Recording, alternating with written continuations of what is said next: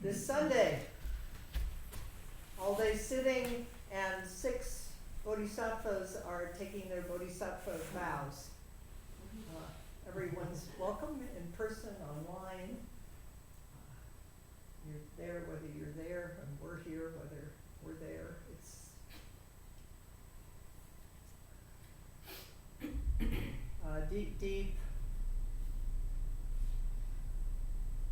deep intention about how we live. It's just the core of our hearts, whatever language or tradition we say it in.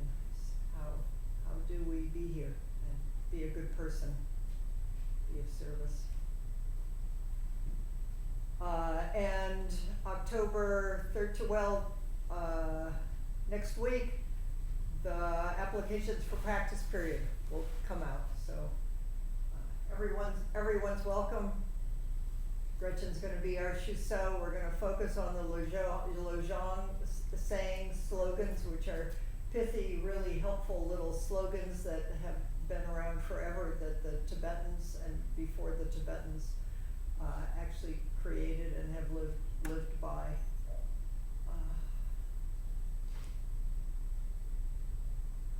And the Wildland Firefighter Retreat, which is December 28th to January 3rd, we're using the same slogans as a theme. Mm-hmm. So everybody's on board. It just seems like these are so practical, and they're so real, and they're so in these times, wherever you are and whoever you are, it's just so clear that we need these. Human beings have been practicing and waking up to compassion and wisdom in timeless time, and in this time they seem more than helpful and relevant. So, and what we're going to be doing for the next few weeks is, and because we have some wildland firefighters here, the name of the book is A Fire Runs Through All Things. Is that why you guys are here? No. That's how you're, so this book, A Fire Runs Through All Things, Zen Koans for Facing the Climate Crisis, Teachings on Earth, Mind, and Not Knowing. So what is this fire, this fire element that runs through all things? I thought we would start, hopefully I'll remember, but I want to start each time with an acknowledgement, and wherever you are, I'm going to say where we the native land that we're on, but please, wherever you are, you can add in what you know of. We respectfully acknowledge that we are on the traditional territory of the Coast Miwok and Southern Pomo peoples of the Federated Indians of the Grayton Rancheria. We offer our gratitude to them and their descendants for their care for and teachings about our earth and our relations. May we honor these teachings. Susan Murphy, who wrote this book, her homeland, and she probably mentions in here the name of the indigenous peoples, the specifics of where she is. She's Australian, and she talks about, let's see if I can just find it easily here, the huge fire.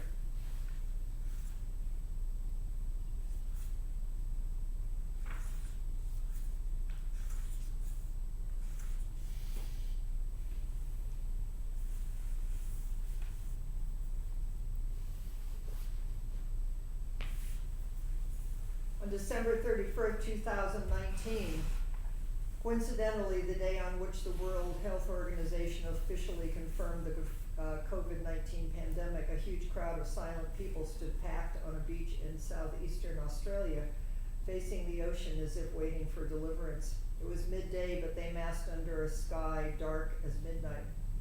Walls of flame on 3 sides forced them to gather in the only place possible. Some sat and stared dumbly at the sea, others hugged a child, a pet, or one another. Most just stood where they could on the very narrow spit of possibility between flame and water, laboring to absorb the sheer impossibility of what was happening. Among them stood a large and beautiful patient horse, lending a potent heraldic presence to the apocalyptic scene.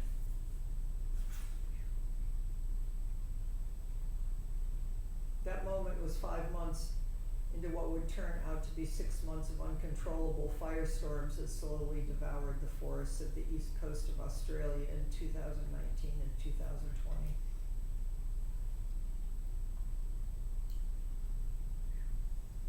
It was the reason she, as a practitioner and a Zen teacher, had always been aware of climate, but that was the turning moment of, we can't ignore this anymore. And then she said, and as she was finishing this book, it was the 3rd year of near constant deluge. So it went from fire to flood to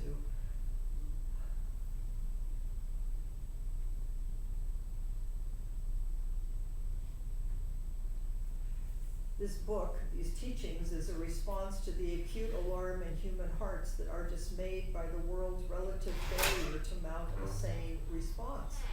It sets out to find how we can face this distress with a strong charge of equanimity and a skillful response.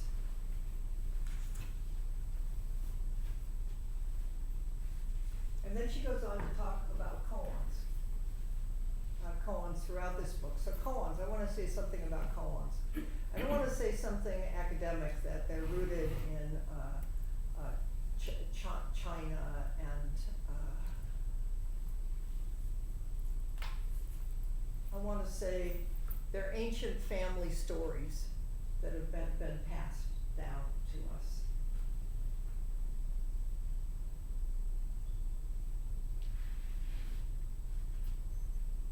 That if we look deeply, and we will look deeply into some of the koans that she brings forward,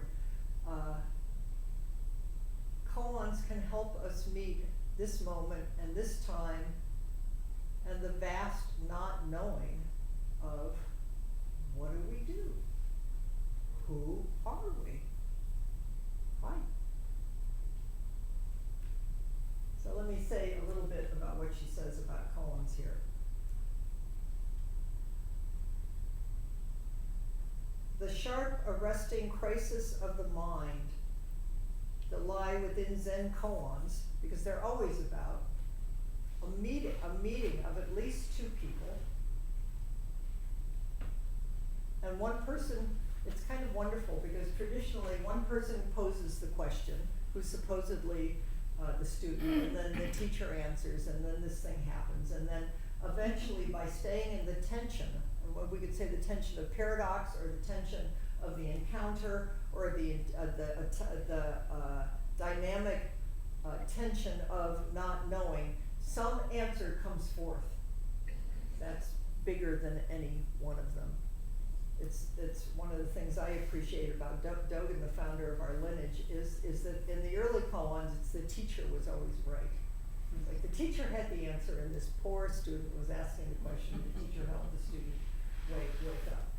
Dogen completely turned that to, this is something dynamic that happens between 2 people and in relationship and with the whole world. And if you pay attention, everybody wakes up at the same moment, and nobody knows what it is. So we're all, and we'll see one of the koans, reaching for a pillow in the dark. Which is a beautiful image of Kuan Yin, Avalokiteshvara, of compassion, is don't know mind. What is don't know mind? It doesn't know what the answer is, but knows there's something here. And we can help each other, and we can pay attention, and with heartfelt commitment. I don't know what to do about climate change. Do you know? Do you know? But I know. Denial doesn't work, and we seem to be enormously good at that. Pretending it's not here. getting all fluxed and worried and flummoxed about it all the time. I don't think that's quite the answer either, because then everybody turns out to be what there seems to be. They seem to be saying that there's an epidemic right now. I don't know if it's just in America, or if they're saying maybe maybe it's in westernized worlds, about anxiety. Everybody's so anxious, and not only that, is everybody's lonely. You might think there are a few clues in that. That the more we get isolated, the more we get scared, the more we get anxious, the self just more and more solidifies and starts shutting down. And then we don't have access to the richness and the creativity and the possibilities of don't know mind. Well, we'll get into that more and more.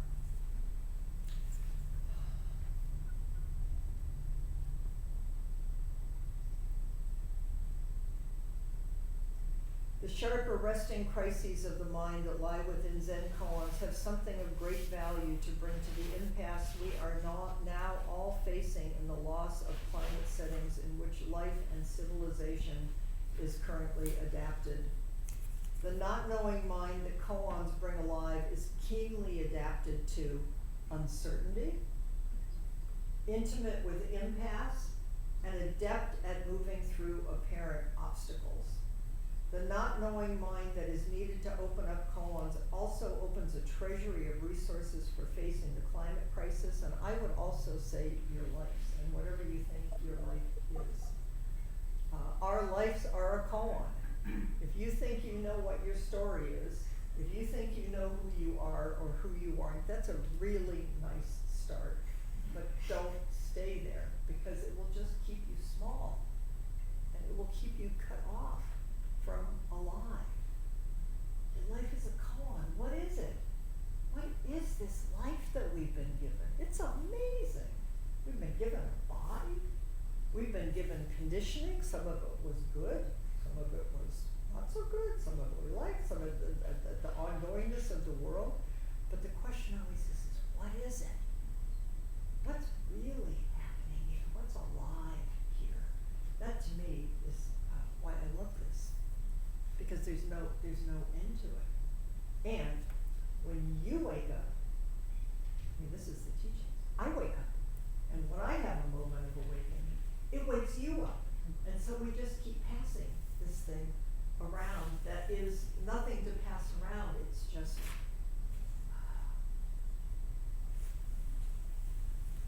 we are all inherently awake. We are all inherently Buddhas. Our true nature is inherently love. We're just all a little confused. And give it a moment, be confused, little confused. But your sitting here helps me sit here and want to find stability and ground to be able to stay with the places where I get really scared and I just want to run away and hide. Or I want to fight. Or I want to shut down. Places in me that maybe want to be a hero, but maybe sometimes you don't always need to be the kind of hero that you think you should be charging into things. Sometimes heroes just need to know how to sit quietly and listen and find what's subtle and what arises out of the dark. Koans cultivate the daring to directly meet what is. They offer the outrageous suggestion that we are lucky to be here in such a moment with such a keen threat inviting us to learn to move with the speed of an awakened consciousness. And the vast bending of mind and heart that this moment in our lives is asking and will keep on asking of us in 1,000 ways and places and human beings is deeply valuable. Yours are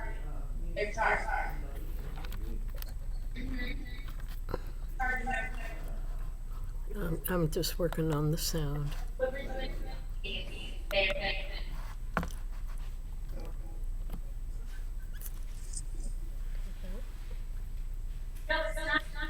Koan adapted mind brings the fire of emptiness to meet the conflagration of the emergency, to search out the measured response hidden in the midst of turbulence, the through line in just what is happening, and how strangely consoling it is to discover that we all share one fire of awareness. You know what's happening? No, I don't. Okay, but I'm working on it. Yeah, okay. It's something. So we all share one fire of awareness which flares in infinitely varied forms of sentience, experience, expression, color, shape, imagination, feeling, gesture, birth, and death. I want to just acknowledge that when I first started working with wildland firefighters, does that sound better now? I said so. Okay. I I did. kept saying, why are all these people so intoxicated by fire? You guys love fire so much. Most of us run the other direction. And the response I keep getting is there some love of this element of fire? I mean, we all have something that we turn towards. So I think it's kind of sweet that the wildland firefighters are here with us investigating fire. The fire of awareness which flares into infinitely varied forms of sentience, experience, expression, color, shape, imagination, feeling, gesture, birth, and death. What is this one fire of awareness?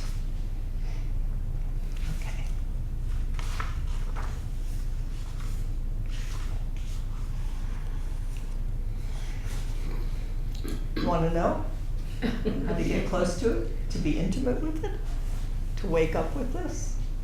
I think she might be willing to tell us. Relinquishment. Relinquishment means giving up expectations of all kinds. Stop thinking you know what's going on. Not knowing in the Zen sense can seem as simple and demanding as stepping back time and time again from the habit of letting what you believe you know swiftly steal the bare, fresh moments of this life and replace them with a kind of forgery. This process goes deep and entails dropping an unquestioned sense of who you are and what you are. Stop thinking you know who you are and what is going on. This does not mean be stupid. This does not mean go into denial. This is an alive, active question that's with you all the time. That dropping away can be liberatingly joyful, but also seriously discomforting, even alarming. For the sense of self rests in a barely examined habitual pursuit of preferences. We all have preferences, and most of the preferences that we have habitually come to know, we do because it makes us comfortable. It's a way to get away from what is you study it, is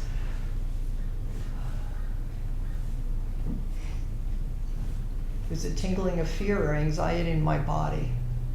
What do I do? How do I be with it? How do I shut down? How do I numb it?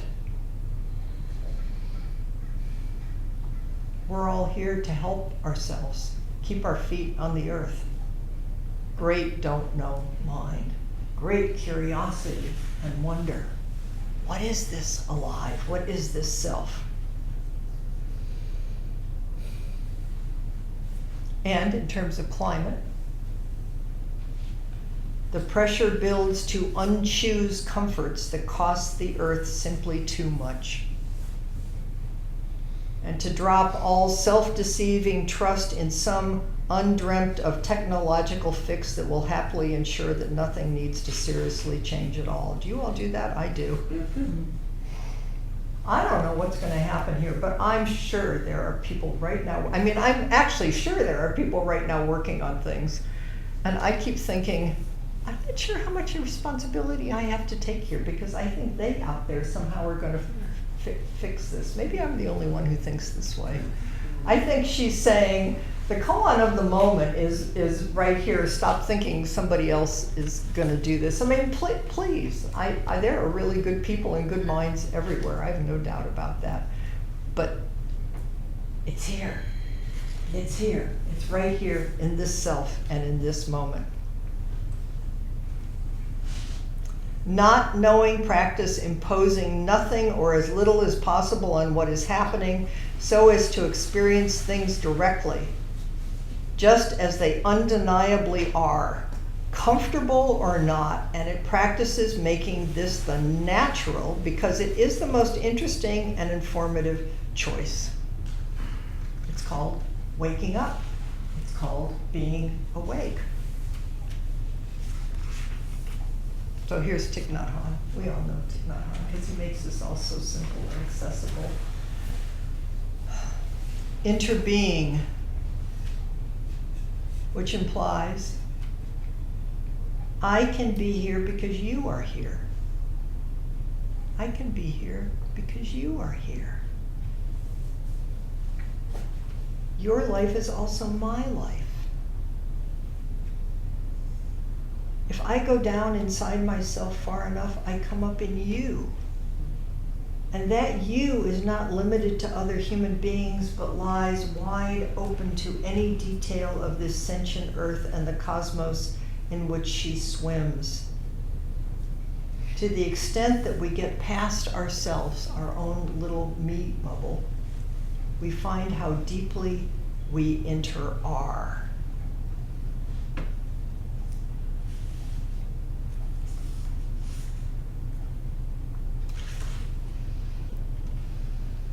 Not knowing is the decision to let reality become clear to you unforced, to sit and walk in a way that is permeable to silence and wonder. What is it to live and be permeable to silence and wonder? Letting it resolve and inform you even as it moves you most simply to act. Okay, so now I'm going to tell you a koan that's one of my most favorite ones. You probably heard it before. Two Zen people, Yunman and Dao Wu, are talking about Avalokiteshvara, Kuan Yin of compassion, the Bodhisattva of compassion, who you probably all know has 1,000 hands and eyes. They're all over her body. They're alive. And in every hand, there's an open eye. And often in every hand, there's also a tool, an implement. It's like she has everything that's needed to be able to help. So if you were going to do like a firefighter Avalokiteshvara, she would probably, whatever the tools are, the pickaxes and the shovels and or whatever it is, she just has the appropriate tool for each moment. And Yunyan asked Dao Wu, how does the Bodhisattva of great compassion use all those many hands and eyes? What are you going to do with 100,000 or 1,000 hands and eyes? And Dao Wu responds, it's like someone reaching back, groping for a pillow in the middle of the night. It's like someone reaching back, groping for a pillow in the middle of the night. And Yunman says, I understand. And Dao Wu says, how do you understand it? And Yunman replies, all over the body is hands and eyes. Throughout the body is hands and eyes. What is this hands and eyes that are radiating energetically, that is our entire body alive, but it's also every cell? It's like the entire body, the entire earth, everything, all the elements is hands and eyes alive. And if we can keep taking the backward step into this alive, sometimes the image that I think of sometimes is, you know, when you go to, I'm switching elements, but you go to the ocean and the water is coming up over the little, what are the, everything that has those little arms? The little anemones?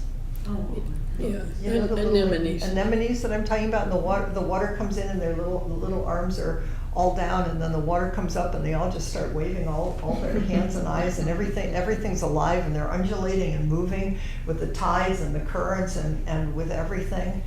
I think that's how we are.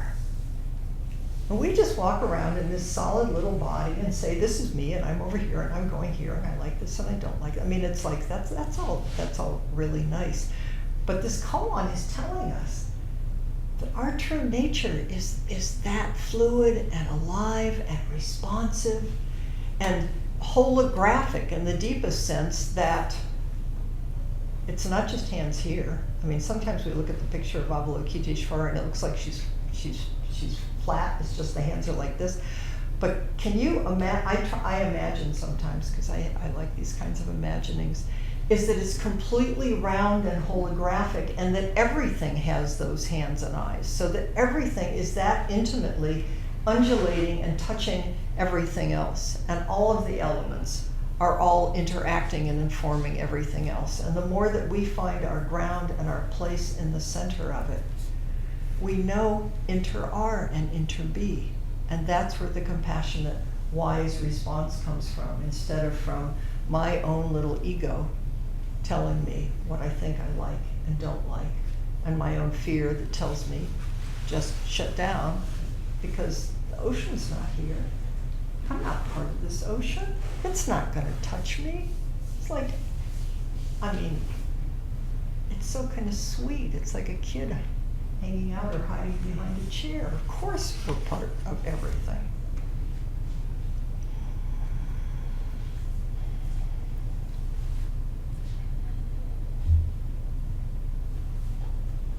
No me or you. It is undivided and can never stop opening, and every part of opening is the whole of it. Clearly there's love humming through all interbeing. That seems written in the nature of this earthly reality as well as inscribed on our very bones. It is the love letters sent by the wind and the rain and the snow and the moon. Dharma, the teachings, the alive teachings, is the earth and the universe speaking directly in human terms. Koans which can teach the absolute nature of the reality right at the nerve center of the relative world are its utterances in the midst of life. Let us take them up and use them freely in service of a fierce love of the earth.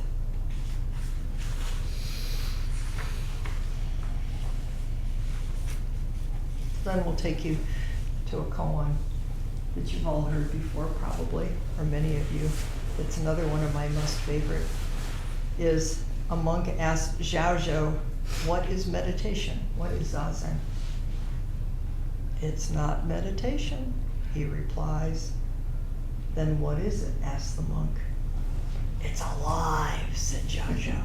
It's alive. Everything is intimately and deeply alive.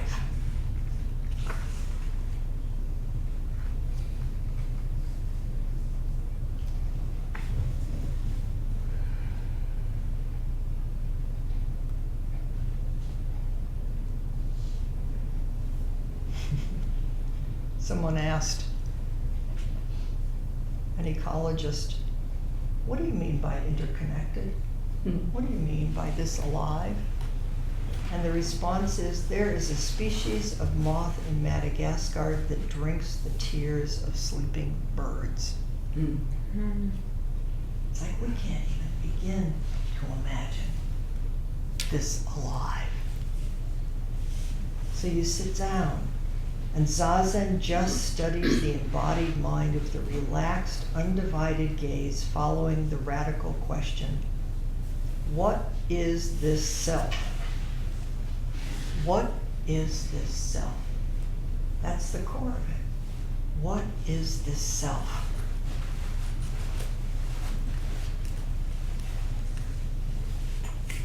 In Zazen, the practice of being awake in the midst of everything, Ordinary things grow plainer and stranger at once. Have you ever had that feeling? You just look at something and you just think you've seen it 100,000,000 times, and then you look at it and you just can't believe how strange and wondrous it is, and why you just called that thing grass or whatever you thought it was, or that person. It means ordinary the way a bee softly bothers the flowers. Ordinary and equally strange as your toes. Mysterious as a baby's smile or as waves welling and sucking back over rocks. It means as ordinary and unlikely as the overwhelming fact of the universe, of breathing in and out, of having an unbounded consciousness that also seems to have a name and a history and to belong to a familiar mortal body. Ordinary means being able to be with what is, freely moving with circumstance, at ease everywhere, like a leaf on the breeze. Zazen, awake presence, is focused investigation of the mysterious nature of the self as it grows gradually transparent to what is, not by directing oneself towards something special, rather by just noticing and gently abandoning all alternatives to unadorned being, sitting and breathing, just sitting and breathing. Simple. And so it takes all that we are, and for as long as we have, to just live this simple, ordinary life.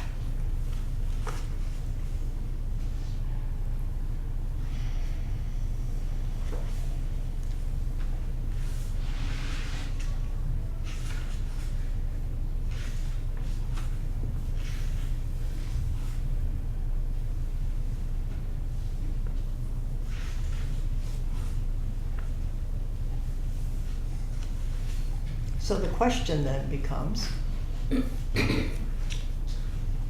here's the koan that runs throughout.